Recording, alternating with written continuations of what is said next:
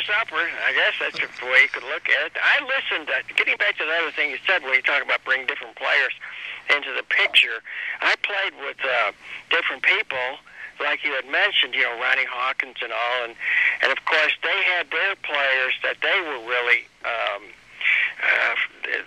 they learned from, and Fred Carter Jr., he was a guitar player out of Nashville, Tennessee, and that's where really, you don't necessarily have to steal anything from me. You can go over to Fred Carter Jr.'s old records if we can find them, and you can do what I did and just borrow them from him, because he had a bunch of them, and I never put it together in my head until I picked up a Dina Carter CD, and I flipped it over and looked on the back of it. It was produced by Fred Carter Jr., and I thought, I wonder if that's the same person. Well, when she got her awards for her CDs, it was mentioned, and then her dad came up on stage. And yes, he was a great... Oh, that was her dad? I didn't know that. So that was her father? That was her dad. Oh, no kidding. I had no idea.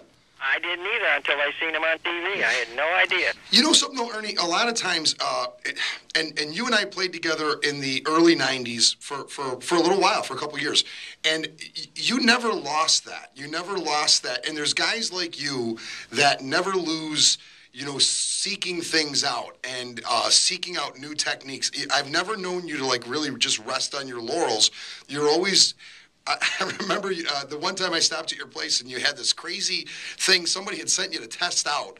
It was like a palm pedal device that you were strapping to your telly so you could play pedal steel on your telly down in your lap.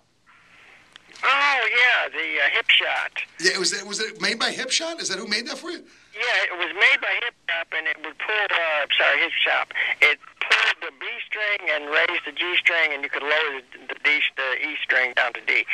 And if you tuned it to an open D tuning that way, and the way it was set up, I could lay it on my lap, and I'd only have to use the slide bar and play 3 strings together, and then you could take your right knee and move the Hip Shot to move that B string, and then just press down on the lever for the G string, and it would raise it up. Of course, it was in a D tuning, so those 2 strings moved harmonically together up, or you could separate them. And there was an album I did by Charlie Starr. Did an album years ago. He was a great singer and guitar player out of Buffalo at the time, and he was blind, and he did this album, and I took 2 cable the handbrakes. I flipped them over and mounted them on a board. And hey, Ernie, hold on. Hold that thought for me. Hold that thought. We're just going to go to a commercial break. Can you stick around for a little bit with us? When we come back on the other side of the break, have more Ernie Corallo, folks. Stick around. Heard it on the X. Saturday, August 28th, the mayhem continues at the